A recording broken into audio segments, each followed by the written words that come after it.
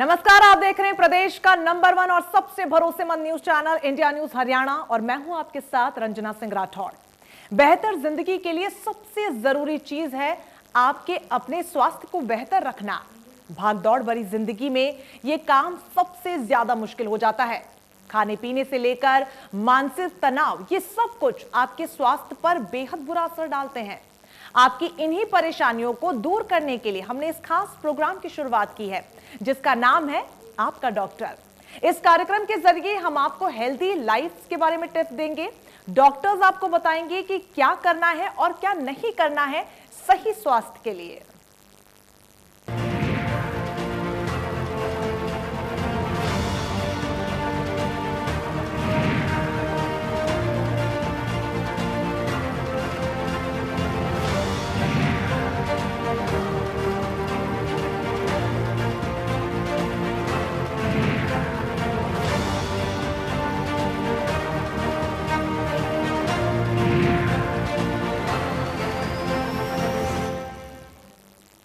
तो आज इस कार्यक्रम में अच्छे स्वास्थ्य के लिए खास टिप्स देने के लिए हमारे साथ जुड़ रहे हैं डॉक्टर नितिन जैन, जो कि गुरुग्राम के पारस अस्पताल में डायरेक्टर क्रिटिकल केयर हैं।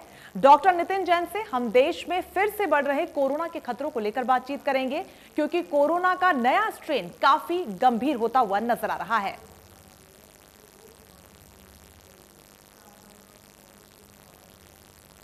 डॉक्टर साहब, बहुत स्वागत है सबसे पहले तो आपका इंडिया न्यूज हरियाणा पे। नमस्कार। शुरुआत मैं इसी से करना चाहूंगी, क्योंकि कहते हैं कि खुशहाल जीवन की जो कुंजी होती है, वो चाबी होती है, एक अच्छा स्वास्थ्य ही होता है डॉक्टर साहब। लेकिन आज की भागदौड़ भरी जिंदगी में किस तरीके से अच्छे स्वास्थ्य को बनाए रखें, वो भी तब जब कोरोना जैसी महामारी ने हमारे देश को जड़ से जकड़े हुआ है।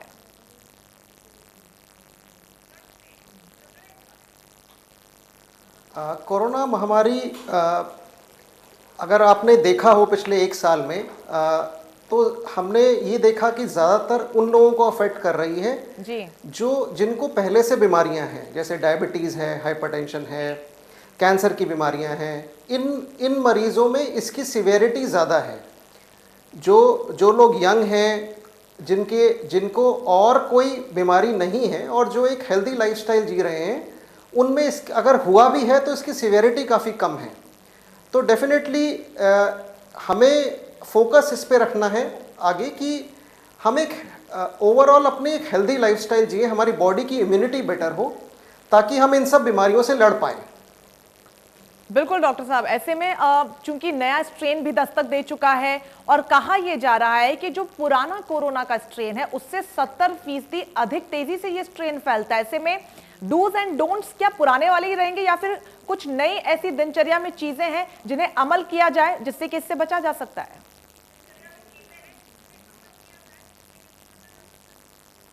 डूज एंड डोंट्स सारे पुराने ही हैं। ओनली थिंग कि हमें अब और ज़्यादा सावधानी बरतनी है जी। हम सब लोगों ने मास्क पहनना शुरू में बहुत काफ़ी अच्छे से इन सब जितनी सावधानियां था उनको फॉलो किया, बट लेकिन अब एक साल बाद हम इन सब उतनी सावधानियां नहीं बरत रहे हैं। जो नया स्ट्रेन है उसने उन कंट्रीज़ में, यूके में, साउथ अफ्रीका में भी सिर्फ इतना ही अभी तक मेडिकल साइंस में जितना जाना है कि ये फैलता और तेज़ी से है, पर ये ज़्यादा सीवियर है या ज़्यादा बीमारी में सीवियरिटी ज़्यादा है, ऐसा कुछ नहीं है। तो सिमिलर सावधानियां ही मरीजों को इन सब चीज़ों से बचाएंगे। सबसे इम्पॉर्टेंट जिसमें मास्क और हैंड हाइजीन, हाथ धोना, ये दो सबसे इम्पॉर्टेंट प्रिकॉशंस हैं जो हमें लेनी है।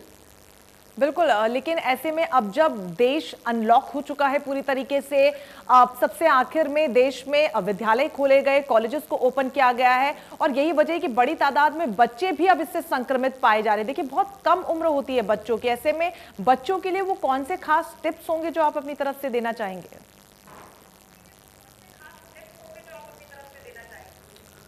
हाँ, देखिए, अगर हमने देखा हो दिल्ली में पिछले एक साल में ऑलमोस्ट 3 बार पीक्स आई, कोरोना केसेस जब 3 बार बढ़े over a period of time.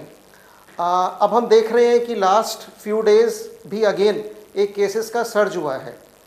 Vaccination और इन सब चीज़ों को कम तो करेगा डेफिनेटली, बट ऐसा नहीं है कि कोविड हमारी ज़िंदगी से ख़त्म हो जाएगा। तो कोविड अभी हमारे साथ रहने वाला है, केसेस आगे भी आएंगे, बट दो चीज़ें होंगी जितना स्टेप्स लिए गए ट्रीटमेंट और वैक्सीनेशन से। एक, उसकी सिवेरिटी कम हो जाएगी, और अगर हम सावधानी बरतेंगे, जैसे स्कूल और कॉलेज जब खुलेंगे तो हो सकता है एक और पीक हमें देखने को मिले। लेकिन स्कूल जैसे ऑफिसेज ने अपने इनिशियल लेवल पे प्रिकॉशंस ली, सिमिलर लेवल ऑफ प्रिकॉशंस अब स्कूल और कॉलेजेस को भी लेनी है। हम क्लासेस को स्पेस आउट करें, कम बच्चों से इनिशियली स्टार्ट करें। ओवरऑल जैसे 3 दिन स्कूल शुरू किया, बाकी अभी ऑनलाइन तो सब क्लासेस चल ही रही हैं, एंड देन फेज्ड वे में धीरे धीरे पूरा का पूरा अनलॉक की प्रक्रिया हो। जी बिल्कुल, ऐसे में जिस तरीके से अब जिक्र आप कर रहे हैं खासतौर पर प्रिकॉशंस का, वो लेना बेहद अनिवार्य है। लेकिन आपसे ये भी समझना चाहेंगे अस्पताल स्तर की अगर हम बात करें, क्योंकि आपका भी अपना हॉस्पिटल है, हॉस्पिटल में जो पहले व्यवस्थाएं थी जब कोरोना अब शुरुआती दौर में था, अब जब नए स्ट्रेन ने देश में दस्तक दे दी है, तो क्या जो स्तर है वो भी सुविधाओं का यहाँ पर बदलता हुआ नजर आ रहा है?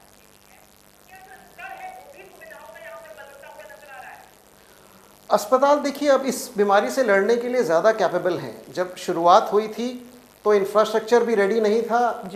Overall doctors, nurses, health care providers में काफ़ी डर था इस बीमारी के ट्रीटमेंट को लेके। उनको ये भी था कि अगर हम लोगों में इन्फेक्शन हो गया, हम बीमार हो गए।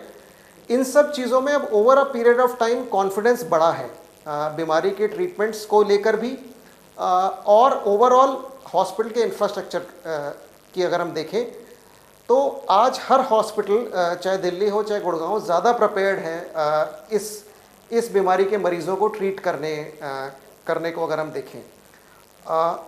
अभी एज ऑफ नाउ ज़्यादातर हॉस्पिटल में बेड्स प्रिपेयर्ड है, बट अभी खाली हैं। अगर कोई नई पीक भी आती है तो ज़्यादातर अस्पताल तैयार हैं अब इसको मैनेज करने के लिए। क्या लगता है डॉक्टर नितिन, तब जब कोरोना शुरुआती दौर में था तब चुनौती बहुत ज्यादा थी, या फिर नए स्ट्रेन के दस्तक के बाद, या जब यूं कहें कि कोरोना ने जो यू टर्न मारा है, एक के बाद एक आंकड़े अब लगातार बढ़ते हुए नजर आ रहे हैं, अब चुनौती ज्यादा बड़ी होती हुई नजर आ रही है?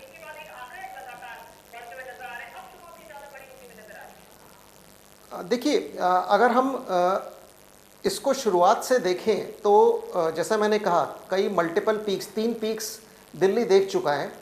जितनी भी पीक थी, पहली के बाद दूसरी आई, दूसरी पहली से ज़्यादा सीवियर थी, फिर तीसरी पीक आई, तीसरी भी दूसरी से ज़्यादा सीवियर थी जी। अगर नेक्स्ट पीक आती है तो, लेकिन हमें जो डॉक्टर्स हैं वो ये मानते हैं कि अगर vaccination drive, overall penetration of vaccine बहुत लंबी पॉपुलेशन में, बहुत ज़्यादा पॉपुलेशन में पहुंच पाएगा, तो हो सकता है नेक्स्ट पीक की सिवियरिटी कम हो, मरीज़ उतने सिक ना आए जितने कि पहले आ रहे थे। और ऐसा हुआ भी है पिछले 1 साल में जी। हमारे पास शुरुआती दौर में जितनी सिक मरीज़ थे, उतने सिक मरीज़ आज की डेट में नहीं आ रहे हैं।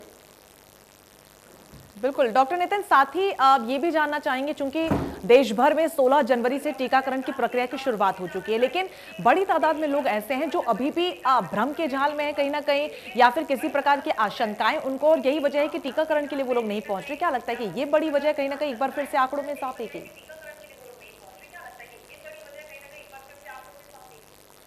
देखिए, वैक्सीनेशन के बारे में मैं ये कहना चाहूँगा, ऐसा कोई वैक्सीन नहीं है दुनिया में जिसमें कोई कॉम्प्लिकेशन रेट 0 हो जी। हम बच्चों को भी कभी वैक्सीन लगवाते हैं तो बुखार आता है। मैंने भी ये वैक्सीन लगवाया है, तो नॉर्मल जो मोस्ट कॉमन साइड इफ़ेक्ट है वैक्सीन का वो सिर्फ बुखार है, जो कि मैक्सिमम 1 से 2 दिन रहता है और उसके बाद मरीज़ बिल्कुल नॉर्मल होता है।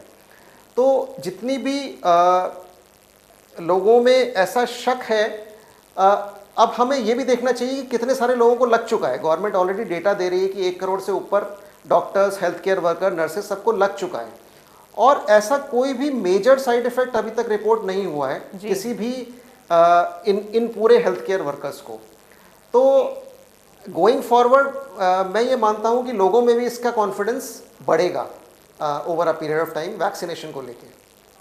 बिल्कुल, एक डॉक्टर होने के नाते आप, चूंकि जब वैक्सीनेशन की प्रक्रिया हो रही होगी, आपने भी वैक्सीन लगवाई है जैसा कि जिक्र आप कर रहे हैं, कोई खास प्रिकॉशंस यहाँ पर डॉक्टर्स की तरफ से मरीजों को दिए जाते हैं, या फिर जो टीका लगवाने के लिए लोग पहुंच रहे हैं उनको दिए जाते हैं कि वैक्सीन लगाने के बाद ये डूज एंड डोंट्स हैं जो आपको अपनी जो डेली की लाइफ जो होती है, आपकी दिनचर्या होती है, उसमें अपनाने हैं?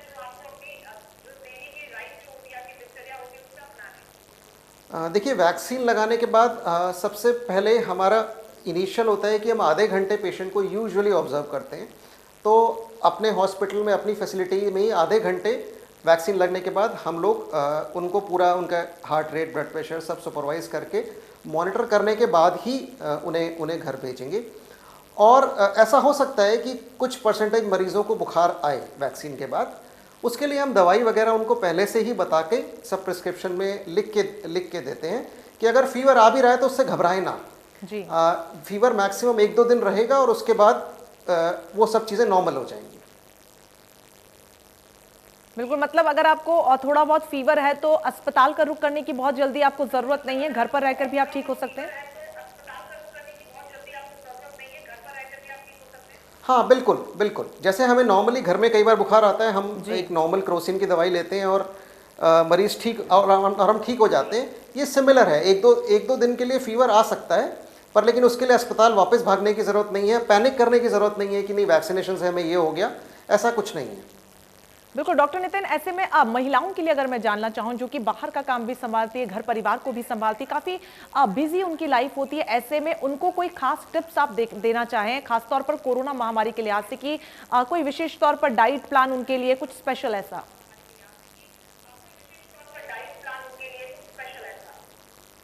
देखिए, नॉर्मल सिनेरियोज में ऐसा कुछ नहीं है कि हम कहें कि नहीं कुछ स्पेशल एक्स्ट्रा डाइट की हमें ज़रूरत है, बट हाँ, हम ये कहते हैं कि हेल्दी न्यूट्रिशियस डाइट, चाहे वो वेजिटेरियन हो चाहे वो नॉन वेजिटेरियन हो, एक हेल्दी न्यूट्रिशियस डाइट सभी को लेनी चाहिए। और इस फीवर को लेके अगर देखिए, बहुत कम परसेंटेज मरीज़ हैं जिनको ये फीवर आएगा वैक्सीन के बाद। इस फीवर को लेके घबराए ना, बस 1 या 2 दिन का रेस्ट आपको, एंड और उसके बाद सब चीज़ें नॉर्मल हो जाएंगी। बिल्कुल, ऐसे में एक्सरसाइज भी डॉक्टर साहब एक बहुत महत्वपूर्ण यहाँ पर रोल अदा करती है। ऐसे में कौन सी वो बेसिक एक्सरसाइज होंगी जो आप हमारे दर्शकों को सजेस्ट करना चाहेंगे, क्योंकि लगा था बीच में कि कोरोना कहीं ना कहीं खत्म हो रहा है, लेकिन एक बार फिर से यू टर्न मारा है कोरोना ने और आंकड़े लगातार बढ़ते हुए नजर आ रहे हैं।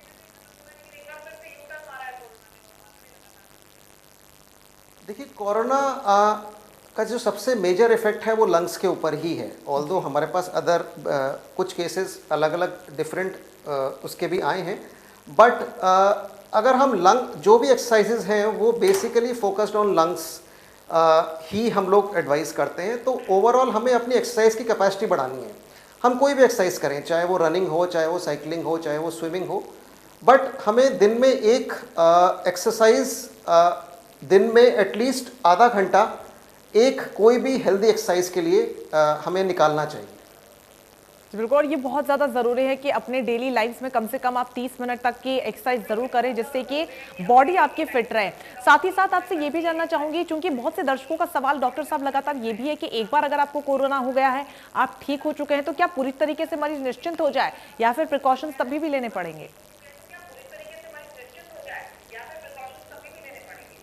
नहीं, देखिए, ऐसा नहीं है। जिन लोगों को एक बार कोरोना हुआ उनको दोबारा भी हुआ है। ऐसे बहुत सारे केस रिपोर्ट हुए जिनको एक बार कोरोना हुआ। हम लोग ये एंटीबॉडी लेवल होता है जिसको नापते हैं ये जानने के लिए कि मरीज़ के शरीर में कोरोना से लड़ने की इम्यूनिटी है कि नहीं है।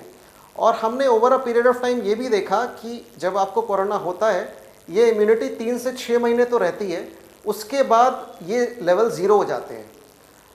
तो 3 से 6 महीने बाद आप दोबारा उतने ही रिस्क पे हो जितना कि एक नॉर्मल पर्सन जिसको पहले कोविड नहीं हुआ है।